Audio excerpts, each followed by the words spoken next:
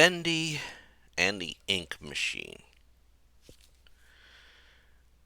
This started, I think, pretty much as an indie game and has become its own little franchise. It was released in an episode format through 2017 and 2018. Yeah, 2018, that was a rough year for me. But and the design of it all, the style, it's so simplistic. It gives you the feeling you're walking into one of the old black and white cartoons. Many people will get reminded of the Steamboat Willie cartoon. But there were a lot of black and white cartoons that had notable characters.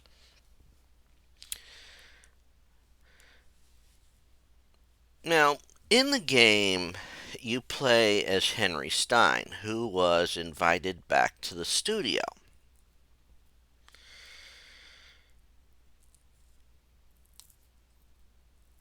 Now, I'm going to be honest. As you're going through the place, it does feel odd that the whole thing is in a cartoony sense, the whole world. And each chapter furthers this journey and keeps that, cartoon look and reveals more of the story. I mean, the first chapter, you arrive at the studio, and it's very simplistic. You come across the machine. You must find things to quote power it up.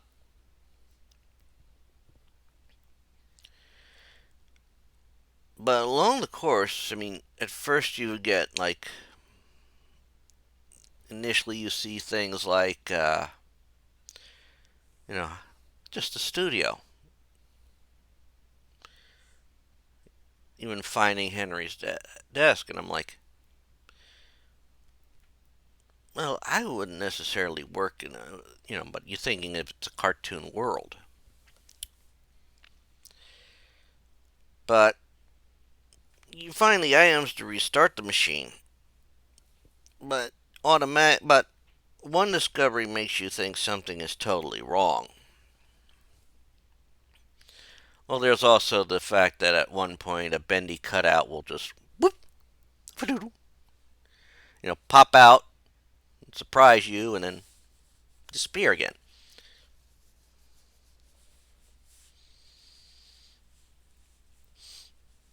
But yeah, the one item is found in the body of another of the cartoon characters, Boris the Wolf. And that's a bit disturbing.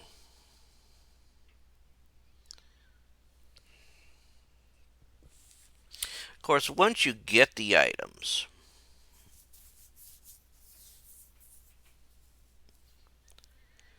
you start the machine and ink starts flowing, and in one area Bendy appears, but he's not the Bendy from the cartoons anymore.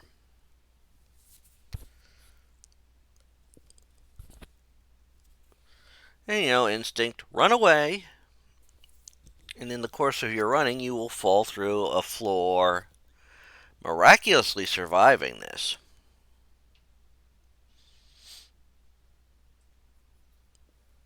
And enter into the next chapter. Now, in this next chapter, you are in the sound department, where, of course, as you make your way over to it, you're in the halls that lead up to it, I should say. you see this strange figure. This is actually Sammy Lawrence gone off the deep end, worshiping the ink demon. Now, of course, once you get in the sound department proper, you have to defend yourself from, quote, searchers or something.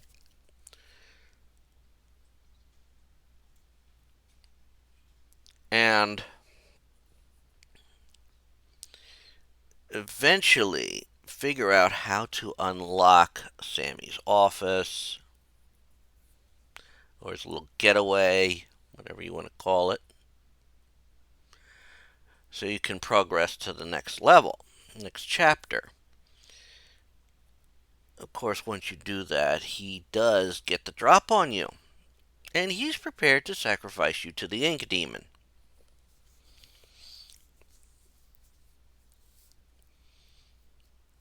However, the ink demon goes after him first. And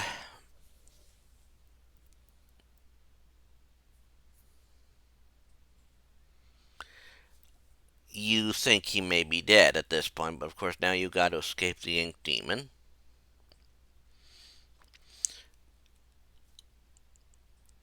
You flee from that area,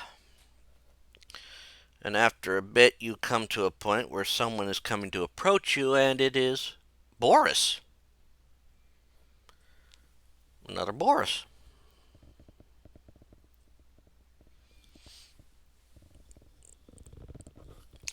Your third chapter actually has a choice in it, what path you want to take, but eventually you will come face to face with Boris at your side with Alice Angel.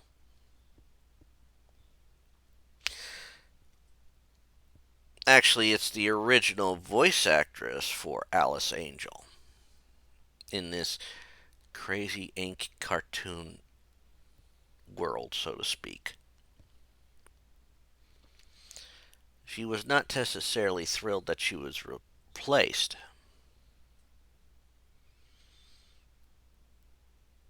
And she also yearns for perfection and maybe getting away from the ink demon.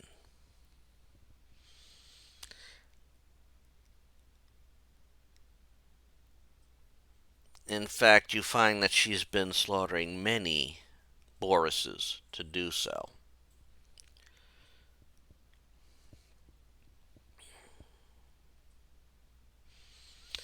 However, she, quote, promises to help you get out if you get some items for her.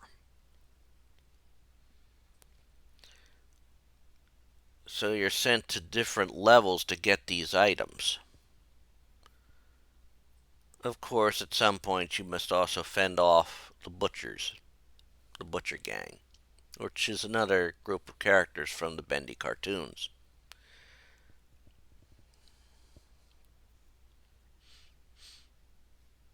Now, each item sends you to a different level, including one item which is on a subterranean, a lower level, which is patrolled by the projectionist, another entity.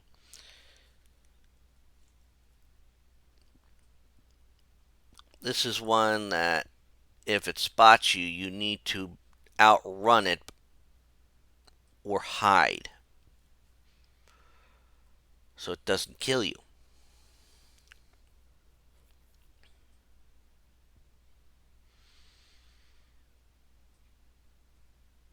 Once you have successfully gotten all the items,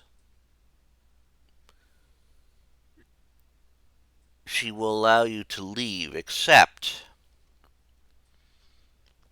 you still have something she wants. Boris. So she causes the elevator to crash. And of course, while you all are semi with it,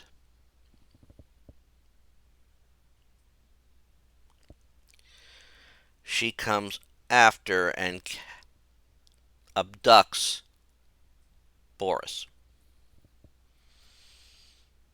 So this leads into chapter 4, where you must now find Boris. Gotta get to his rescue. Where you will eventually even run into an area which is you have to complete some games and mini challenges to get to where this creepy Alice has taken Boris to. I believe you also have another encounter with a projectionist, and this time you have to defeat him. Well, I say you have to defeat him. You get what you need and then hide. Because the ink demon defeats him for you.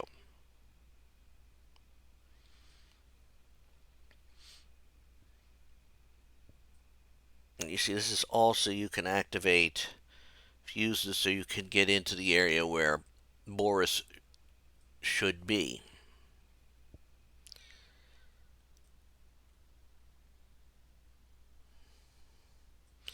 This leads to a bit of an epic fight where you have to get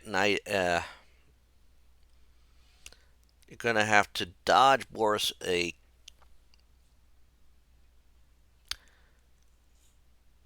how to best place it. He's been turned into a Frankenstein type into a you know he's been turned into something like Frankenstein's monster. You must dodge his attacks, survive, get an ink glob to make yourself a weapon to attack him at least once each time, and eventually you're able to defeat him. This, of course, pisses off Alice, and she comes at you. And then she gets stabbed from behind.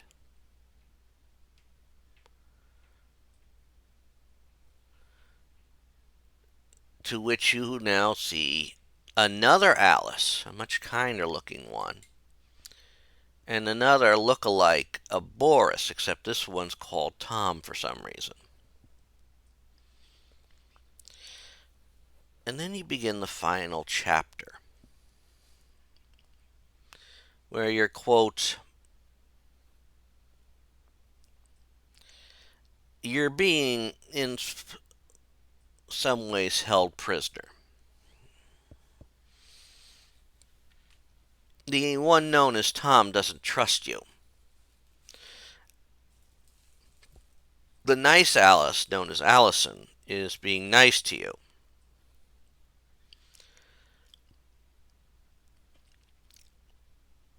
And when the ink demon homes in on their location, well, obviously they book it.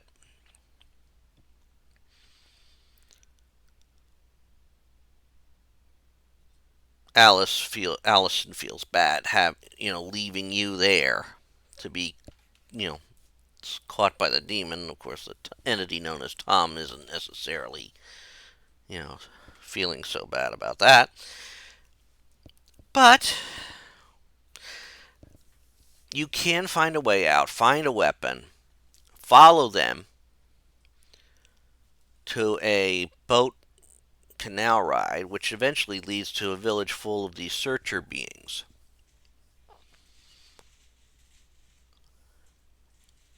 And we find Sammy again. He's not too thrilled with seeing you there. So after a brief battle with Sammy, who apparently was keeping searchers at bay because they were afraid of the shit of him, you earn Boris's trust. I mean, he does it in sort of a bit of a way. I mean, you think he's about to attack you, and then he flips the axe that he was holding around, giving it to you handle first, sort of helping you up with it, and then allowing you to keep it as you all fight the searchers. Now, as we go through all that, we have a few more battle. We have a few more battles, and Allison figures out that you're the key to fully ending, hopefully ending this nightmare.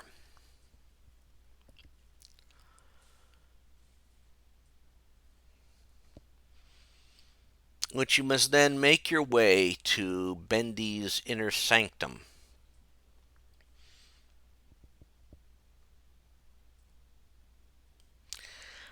And in a series of trials, after getting to where Bendy's throne is, so to speak, you have to get something to get through and get the one thing Bendy has never seen: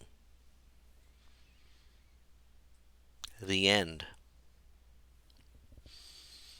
Now, apparently, once you do that, it's all over. The ink demon is gone. And after a blinding light, Henry is at the apartment of Joey Drew, and the style is completely different. This is more real life. And when you go and you talk with Joey Drew, you have a little he talks to you a bit, then points to his back door of his place. And when you go through the back door, you're back in the studio at the very beginning of chapter 1.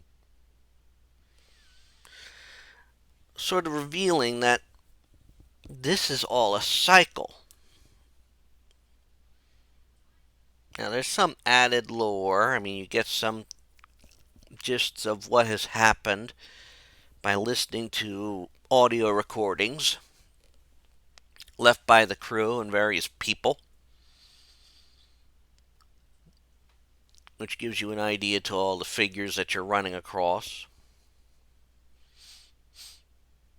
As a nice little treat for fans of YouTubers and all that you do run across Jacksepticeye's voice.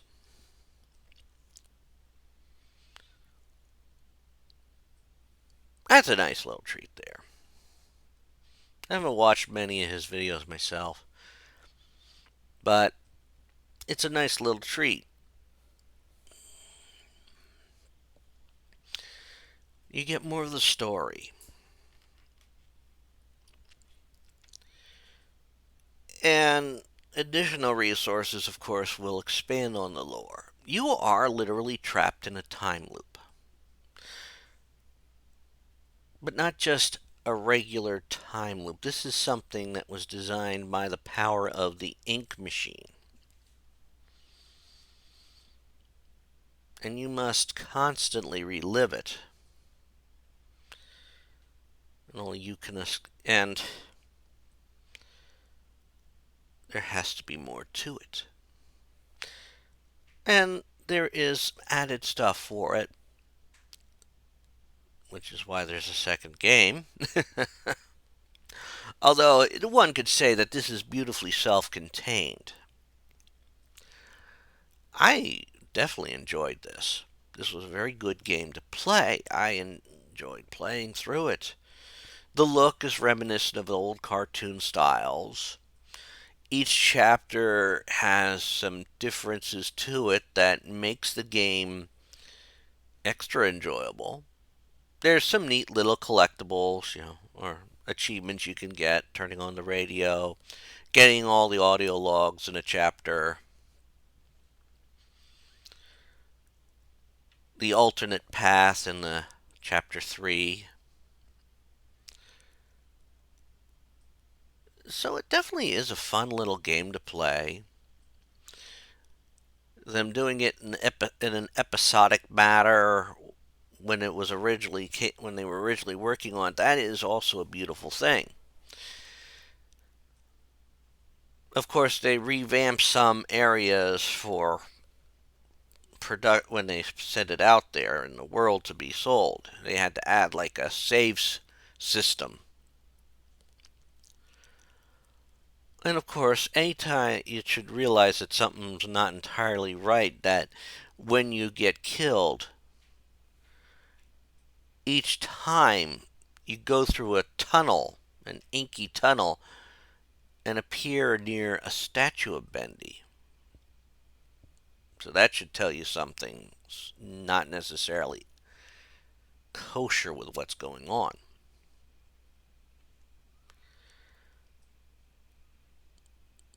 However, it's a fun little game. Fun little collectibles. Bacon soup being your health item. I've never heard of bacon soup until this game. But I digress. Should you play it? Yes, you should. It's a fun little adventure. It's got the right mix of comical and spooky. I mean, to open a secret door, you have to solve a, a follow the notes type riddle. It's a very clever game. I enjoyed it. I'm currently enjoying the second game. Even though I haven't gotten far in it yet at the time of this recording. But that's all I'm going to say about Bendy and the Ink Machine. I do recommend you playing it. I recommend you getting a copy of it. Definitely a good game to play. And until next time, I want you all to take care and to have fun. Bye all.